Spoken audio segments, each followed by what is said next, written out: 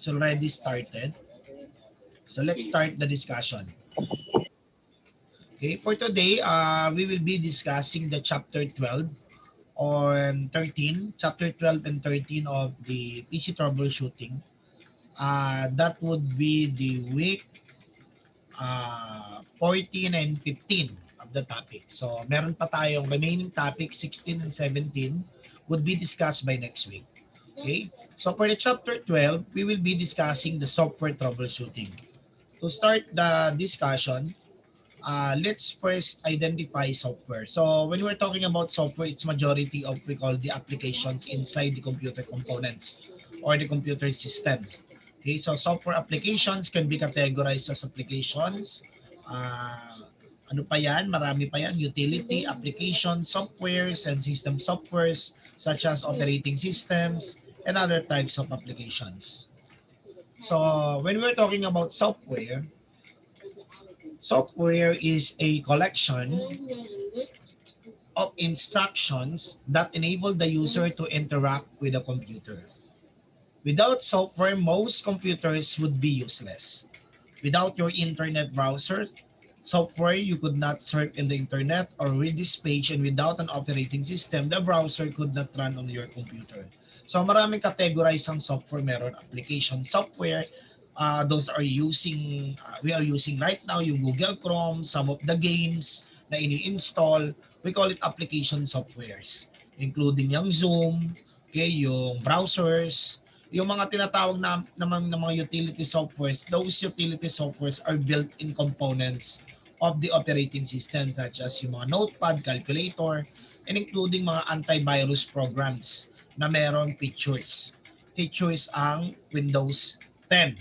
Windows 10, Windows 8, or Windows 7, or including different types of operating system. It include Macintosh and Linux. Okay? So sabi dito, without the internet browser software, you could not surf on the internet, which is true. Those are application softwares. Without the operating system, hindi nyo magagamit yung computer. So how do we troubleshoot the software? Process of solving a problem, determining to an issue, specific issue. So determining to a problem to an issue. Troubleshooting is the process of identifying, planning, and resolving a problem, error, or fault within a software or computer system. So it is a systematic approach to problem solving that is often used to find a correct issue with a complex machines, electronics, computers, and software systems.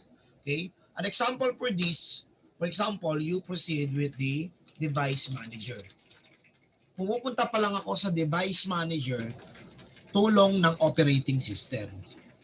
So this operating system is very helpful for us to identify and communicate with the hardware. So pag yan, clinic ko yan, makikita mo rito yung mga drivers na dapat i-install.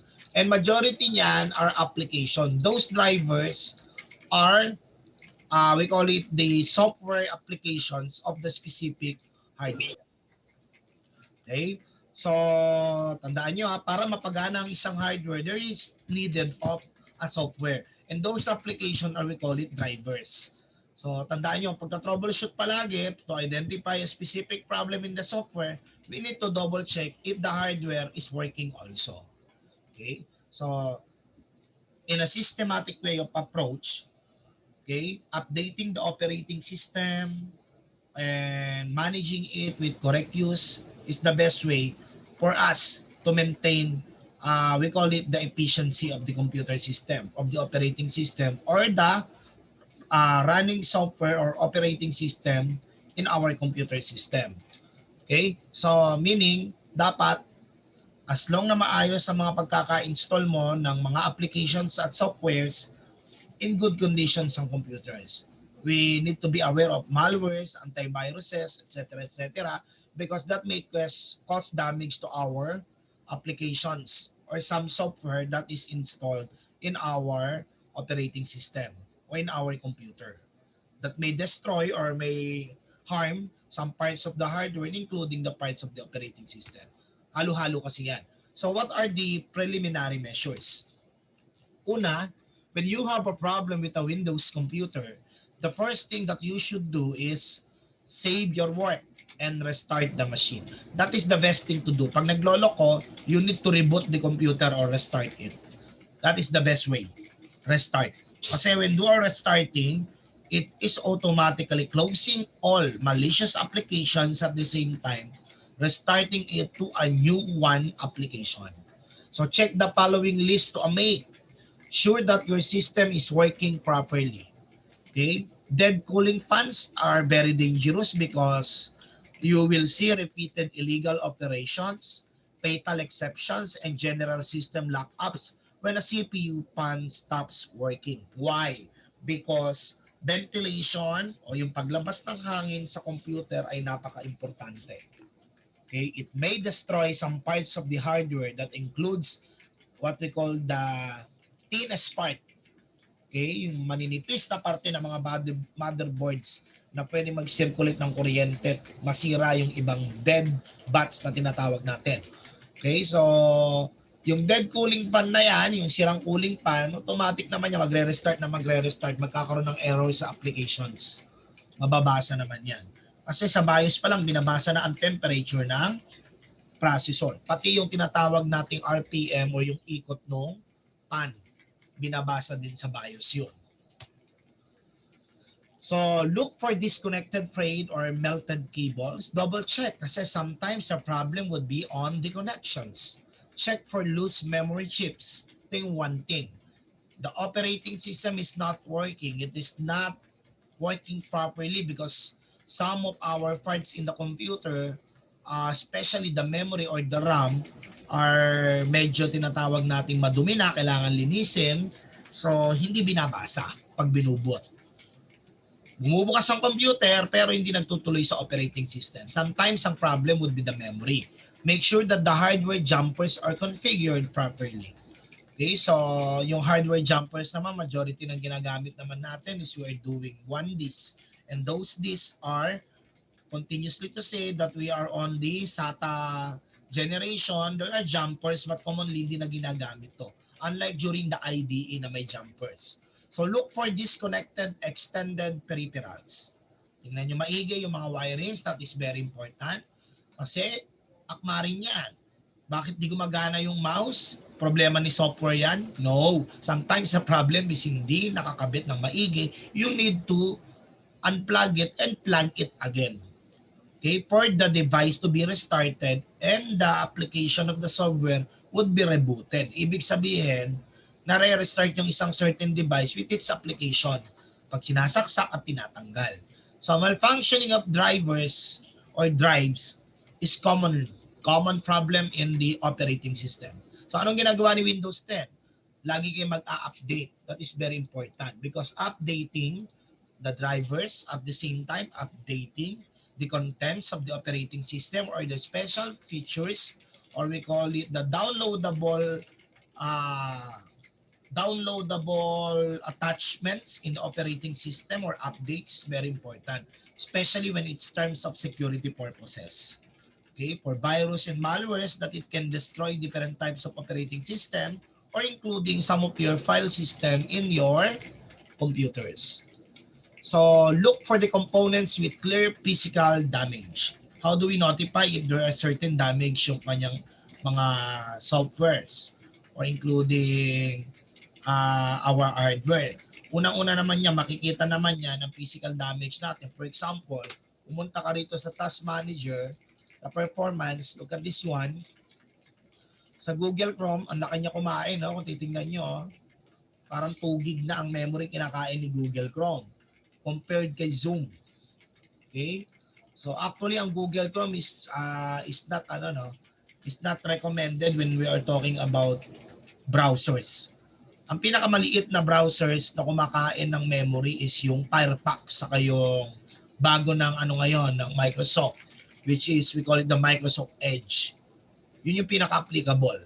Okay? So including ito naman 110 lang kinain nitong mga to, including Task Manager. Yung anti-malware service executable ko, naka-on kasi yan, maliit lang yan. So, paano mo malalaman if your hardware physical device are working? Because of software. Okay? Look at the performance. My CPU is running 51% to 25% to 24 to 50. My memory is running from 36%. My Ethernet is running, ibig sabihin yung internet. Yung disk ko is already saved. I have a removable device, which is flash drive, including the 35 degrees Celsius, medyo malamig ngayon kasi naka-aircon GPU. These are the, we call it the graphics or the video card. So kung titignan nyo, there are not in 100% function. Meaning, our physical devices based on the content na meron dito sa software ng operating system na na-detect niya ang condition ng hardware, is it working properly? Okay? So how will you know if the device is working properly? You go to the device manager. For example, you want to see the GPU is working or yung tinatawag natin video card. Punta ka rito sa display adapter. NVIDIA GeForce 1650. So pwede mo siyang i-update. Kung gusto mong i-update, kung meron siyang update, go to the properties. So in the properties, the device status is working properly. The operating system will tell, will modify, will update, and will verify if the physical device is working or the physical component is working. Tandaan nyo, ang operating system nalalaman niya yan pag may sira. Okay? So somehow, minsan pag display ang problema, yun ang problema. Kasi minsan hindi na mag-output o magpupunta pa rito sa monitor screen. So minsan na ano na yun, no, na detect na ang sira is yung video card. Okay? So look for the components with clear physical damage. That is very important. Most often, how you will find that your hardware is not to blame. The majority problems that people run into are due to the software errors, the software updates. Okay? Some video cards and some processors, some RAM with different types of frequencies, hindi nagraran o hindi umaakma doon sa binili nyong computer. Bakit? Unang-una, dahil yung version ay napakaluma tapos sinaksakan mo ng bago. So deadlock ang tawag doon. May iba silang term doon, no? Yung tinatawag nilang, I forgot the term, pero deadlock ang term namin doon na ibig sabihin, luma tapos sinaksakan mo ng bago, hindi na full process yung pinaka-ano niya, pinaka-maintain niya. So for example, pag puro bago ang pag-uusapan natin. For example, napunta ka ng i3, 3rd gen, na processor, 2000 ano pa yan, 2003. Kung 2003 yan, tapos nilagyan mo ng GTX 1650 na bagong video card ngayon, hindi gagana yan. Kasi we are talking about the compatibility issue. So meron tayong tinatawag na compatibility issue. Sometimes sinisisi nyo si hardware. No.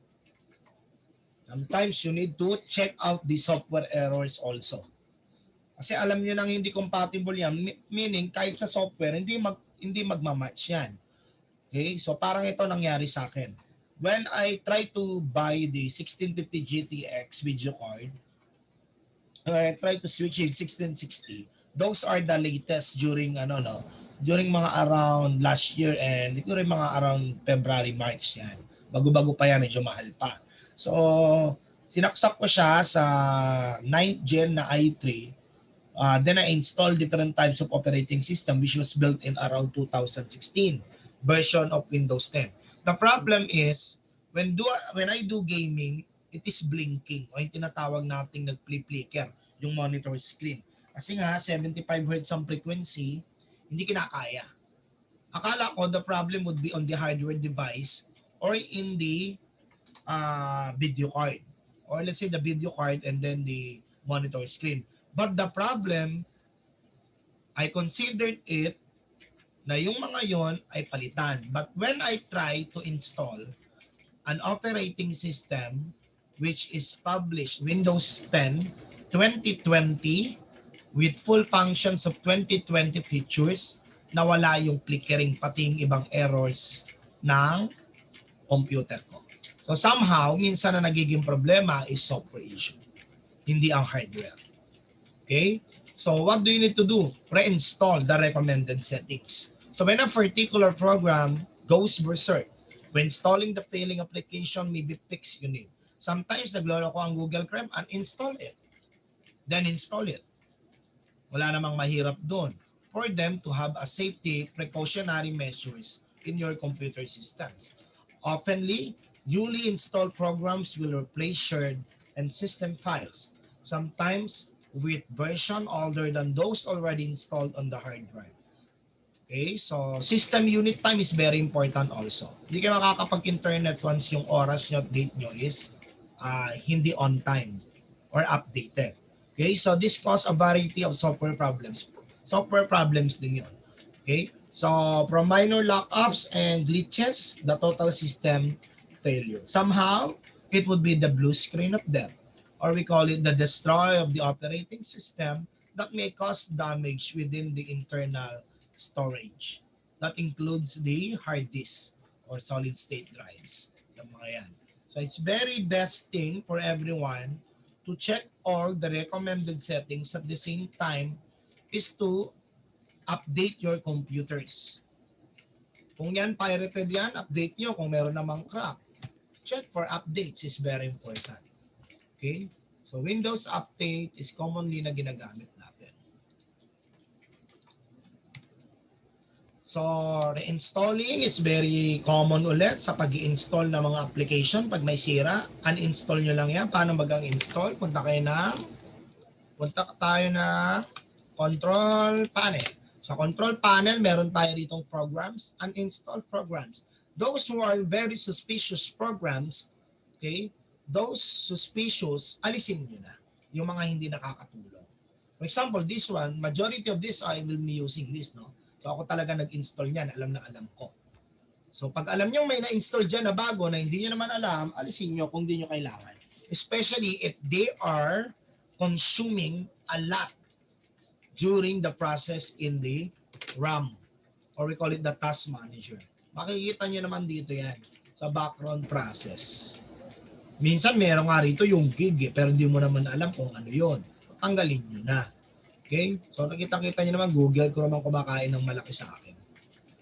Okay? What I am using Google Chrome kasi nga nakasanayan natin Google Chrome because it is good in the applications of my kids. We're doing Google Meet, okay, Google Meet, and then some are in Canvas. Canvas are generated in the Google, has been migrated into Google. So talagang requirements siya. Okay, so yun nga lang, you need to invest for a higher storage of memory or the random access memory. So that's why I'm using 16 gig. So marami naman sobra dyan. So you will find that the install process is especially effective in the situation. Yes, totoo yan. Uninstalling and installing the program. Some are missing corrupt like DLL and BXD na naman yan, na download naman yan sa internet. Okay, automatic naman din na download lang yan. So download application patches. So newly released programs inevitably contain bugs. Some are bugs and some are malicious applications. So you should always check for the updates. If the updates are credible in terms of sources. Kung marami na pa nakapag-download, tingnan nyo rin yung mga tinatawag nating comments ng mga tao kung yung ba ay working or hindi. Wag basta-basta magda-download. As bugs become known, as software vendors will post patches, fixes, and service packs on their website to provide corrections to the program code. Ang mga drivers, nakukuha yan dun sa mga developers. For example, yung drivers ng mga video cards, so NVIDIA or AMD. And then we have the GTX versions and so on and so forth. So when you have a program that contains bug check, the website of your software manufacturer, look for a support link. They may have posted the fix you needed. Ang pinamaganda sa Windows 10 kasi is automatic siya nag-update. At the same time, you don't need to to find the link because the application or the software itself will be finding the right drivers. For example, this one. Punta tayo sa device manager. Kagaya ng pinakita ko sa inyo sa display adapters. Pwede nyo i-update yung driver.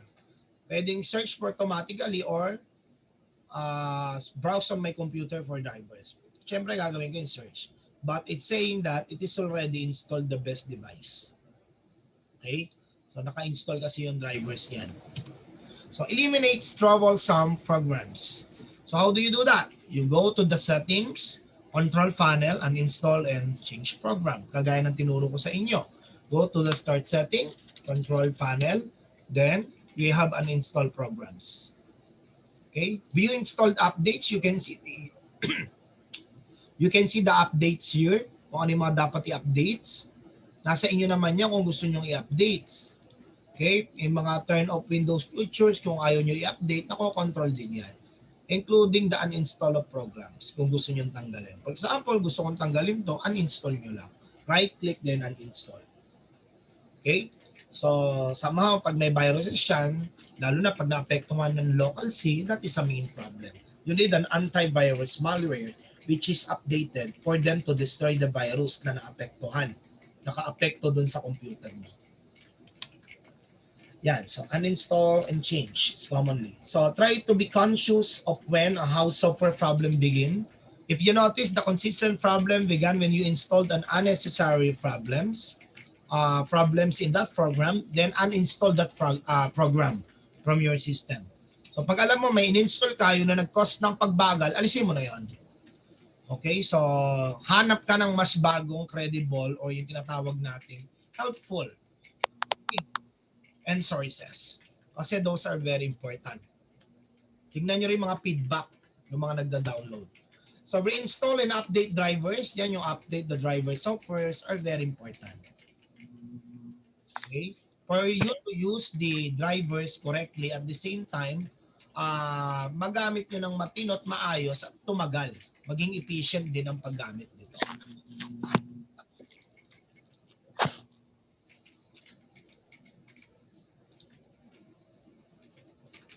Okay? So many hardware-associated problems are caused by drivers conflicts, corrupt driver components, and drivers which need to be updated for use with a new program release. When a piece of hardware stops working or continually produces errors, a much more effective solution is to look for a new driver release provided by the manufacturer of the components. Okay, so it is a good idea to save a downloaded driver patch onto a floppy or CD or disk. Pero ngayon nilalagay nila sa flash drive or sa external. Okay, so it's very likely you will need to install them several times throughout the life of your computer. Okay, maraming kinds of drivers. May Cobra drivers. Meron naman tayong tinatawag na drivers pack. So for example, pakita ko sa inyo.